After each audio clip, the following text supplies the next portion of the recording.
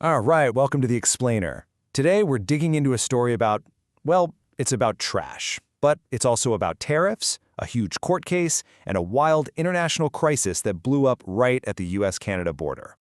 Okay, let that number sink in for a second. 3.44 million tons. Now, we're not talking about all the trash produced by Ontario. No, this is just how much garbage a single Canadian province exported to the United States in 1 year. It's this massive, kind of hidden conveyor belt of garbage running every single day. So you gotta ask, right? Why Michigan, of all places? And the answer, like it so often is all about the money. There's this kind of bizarre financial reason that basically turned one state into a super cheap dumping ground for its neighbor to the north. Let's dig into how that actually works. So it really all boils down to this one simple but really powerful economic idea. It's called a tipping fee. Just think of it like the cover charge to get into a landfill is the price you pay to dump your stuff. And, the cheaper that fee is, the more attractive that landfill becomes. And when you're talking about rock-bottom fees, well, one state is just in a totally different league. Okay, now look at this. The gap here it's just staggering. I mean, Michigan is charging a measly 36 cents a ton. Meanwhile, back up in Ontario, it's almost $190. We're not talking about a small discount here. This is a massive economic magnet. It's literally cheaper for cities in Ontario to load up trucks and drive their garbage for hundreds of miles across an international border than it is to just deal with it at home. It's wild. So for years, this whole garbage conveyor belt just kept on humming along. But then, in 2025, the Trump administration decided to build a wall. Not a physical one, but a financial one, designed to stop this whole thing dead in its tracks. Yeah, a 35% tariff, just slapped onto most Canadian imports. And to do it, they used this really powerful and pretty controversial law called the International Emergency Economic Powers Act, or IEEPA. They just declared a national emergency. And all of a sudden, Canadian garbage wasn't just trash anymore, it was a commodity, and it was facing this huge new tax. And believe it or not, they didn't even stop there. On top of that huge tariff, they added a 40% transshipment penalty.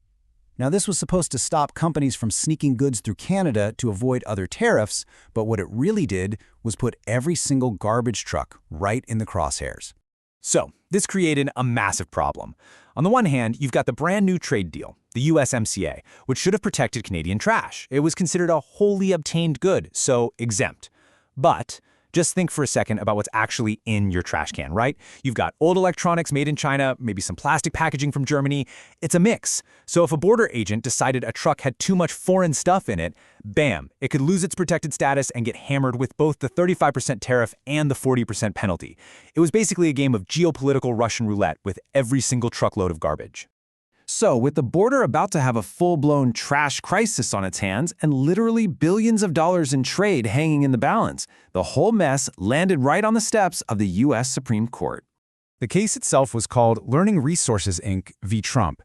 But really, this was about so much more than just garbage.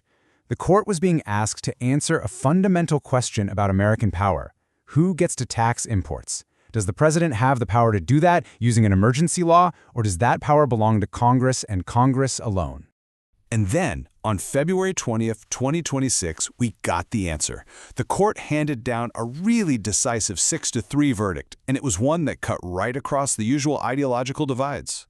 And this quote from the majority opinion pretty much says it all. Chief Justice John Roberts, he wrote for the majority, and he was crystal clear. He said, "We hold that IEPA does not authorize the president to impose tariffs." In other words, that Emergency Powers Act, it was never meant to be a tool for creating taxes on trade. That's Congress's job, period. And just like that, poof, the tariff wall came tumbling down. The garbage could start flowing again. But, and this is a huge but, the story doesn't stop there. Because while this whole legal drama was playing out in the US, the threat of that wall had already kicked off a whole other crisis back in Canada. Right, because even just the threat of those tariffs had started this massive chain reaction. It basically forced Ontario to finally look in the mirror and deal with a trash problem that, frankly, it had been happy to ship away for years.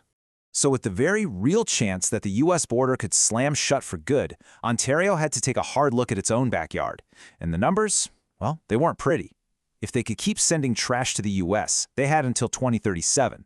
But without that outlet, they'd be completely out of landfill space by 2034. A really hard deadline was suddenly staring them right in the face. And this timeline, it just perfectly shows that connection. You see the transshipment penalties hit in August 2025. By the fall, panicked about a waste crisis, Ontario rushes through this bill to fast-track a new landfill. And then, just a few months later, in February 2026, the Supreme Court strikes down the very threat that made them do it in the first place. The timing is just incredible. And that drastic action, it was all about fast-tracking this one project, the York 1 landfill. So there was this plan to expand a dump near a small town called Dresden, and all of a sudden, it was put on this legislative bullet train. It got to bypass the normal, full environmental review.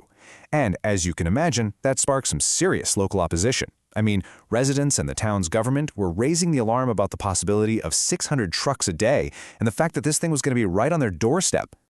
And that brings us to the big, lingering question.